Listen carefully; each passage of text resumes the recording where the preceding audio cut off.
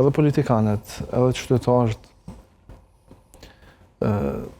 të mundohen se na jemi shoqëni e vogël, ne nuk jemi një shoqëni, ne jemi një lagje. Kosova është një lagje, mos shkojmë tek përtej Atlantikut në Shtetet e Bashkuara, ne jemi një lagje e vogël e Stambollit. Apo kupton? Ne jemi po flas si Kosovë, sipas regjistrimit të fundit të popullatës, ne jemi një shtat i vogël, natyrisht kombi shqiptar është shumë i madh. Mirëpo edhe politikanët duhet të jenë të kujdesshëm jo vetëm me qytetarin, por edhe me njëri tjetrin. Nga se thot një fjalë profetike që fitneja apo dinakria me fjalë është më e rëndë se vrasja nganjëherë. Më e rëndë? Më e rëndë se vrasja. Prandaj jo vetëm vrasja është e rëndë, ajo padyshim nuk diskutohet.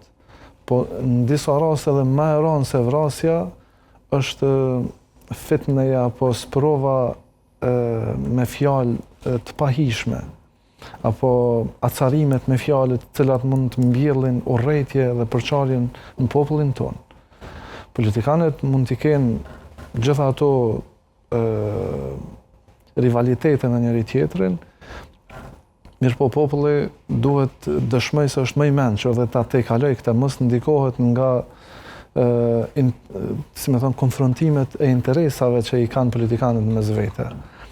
Por këshill prej nesh është që edhe politikanët të jenë të moralshëm, të kenë moral në fjalët e tyre, në qëndrimet e tyre, të përmbahen premtimeve të tyre, nga se nëse nuk do t'japin përgjegjësi para neve, si qytetarës të tyre, do t'japin pashmangshëm përgjegjësi para Zotit madhëruar, takim kë dhe përgjegjësi kjo dhe gjykim kë që është i pashmangshëm për secilin krijesë Zotit, në veçanti për njeriu.